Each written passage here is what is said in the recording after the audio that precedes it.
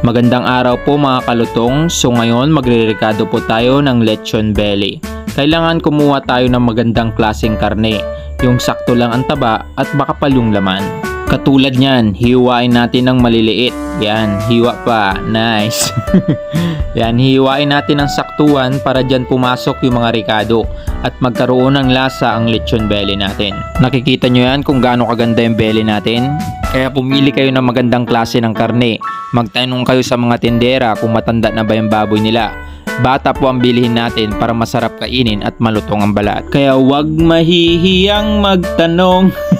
Pagkatapos po natin hiwain ay maglalagay po tayo ng asin. Ipapakita ko sa inyo kung gaano ba kadaming asin ang ilalagay. 5 kilo po pala ang belly natin. Huwag kayong matakot maglagay ng asin para lumasa ang lechon belly natin. Yan, i-spread natin ng maayos ang paglagay ng asin para malagyan lahat, lalo na yung mga sulok-sulok. Pagkatapos natin maglagay ng asin ay maglalagay naman tayo ng paminta. Sasaktuhan lang natin ang lagay. Yung sakto lang, yan, yung mga kurot lang. Dahil pangit din to pag sobrang dami, magiging marumi tignan yung belly natin. Pagkatapos natin ay maglalagay po tayo ng pampalasa. Kung tawagin nila ay bitchin. Yan, saktuhan lang para may kunting linamnam naman. Sa panahon ngayon, napakahirap na maghanap ng puno ng sampalok. Kaya nilalagyan natin ng sinigang mix. Kumbaga, sinigang sa sampalok. Sasaktuhan lang natin. Yan, nice. Para may sipa. May kunting sipa ba ng asim? Yan, natapos na natin ilagay yung mga ibang rekado. Kaya yan, lalamas-lamasin na natin para magpunta dun sa mga sulok-sulok. Para mag-spread ng maayos sa mga rekado natin. At lalong lumasa ang lechon belly. Yan. Uy, angas ah. Sarap-sarap naman yan. Hilaw pa pero masarap na. Pagkatapos, maglalagay tayo ng bawang. Yan. Para hindi naman tayo ma-high blood. Ikakalat po natin mabuti yung bawang para magpasok sa mga sulok-sulok para hindi po matanggal. Pagkatapos po ng bawang ay maglalagay po tayo ng siling haba. Kung tawagin ng iba ay siling green. Yan, nice. Para may sipa ba? May sipa tayo ng anghang. Pagkatapos po ng sili ay maglalagay tayo ng daon ng sibuyas. May mga ugat pa yung daon ng sibuyas natin para hindi mabilis maglanta. Tanggalin po natin to, lilinisan natin, saka natin nilalagay sa lechon belly. Naugasan ko na po pala to ah. Akala ng iba dugyot tayo. Dadamihan po natin ang lagay ng sibuyas o daon ng sibuyas para maglasa ang lechon belly natin. Sa panahon ngayon, mahal na ang sibuyas, kaya mas prefer ko gumamit ng daon ng sibuyas. Mas mura na, mas malasa pa. I-fast forward ko na mga kalutong, baka naiinip na kayo.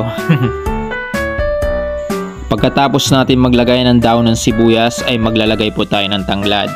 Ito ang nagbibigay aroma sa lechon belly natin. Papantayin lang po natin ang laki at itatali po natin para hindi po magkalas-kalas. Yan. Ang ginagamit ko po palang pangtali ay ang twine. Yan. Tali lang muna natin. Nood lang muna kayo mga kalutong.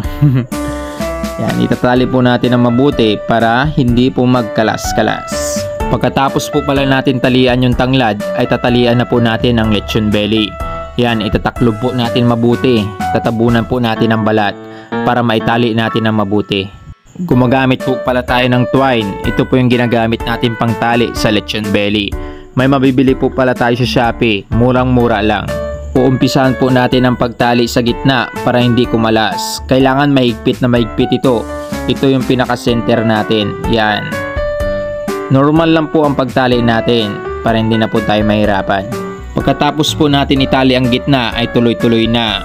Susunod-sunurin na po natin. Ipapass forward ko na lang po mga kalutong para hindi na po kayo mainip. Inip na ba kayo? Sige lang, manood lang po tayo mga kalutong para matuto tayo kung paano ba magrekado ng lechon belly. Yan, itatali po natin ng mabuti para hindi po kumalas. Lalo na pag niluluto na. Dahil may tendency minsan pag maluwag ang tali, pag niluluto natin naiinitan, nagakompress yung balat. Kumbaga, lumiliit siya bago kakalas. So, masasayang lang. Pangit na yung kinalabasan ng lechon natin. Kaya watch lang kayo mga kalutong. Here we go.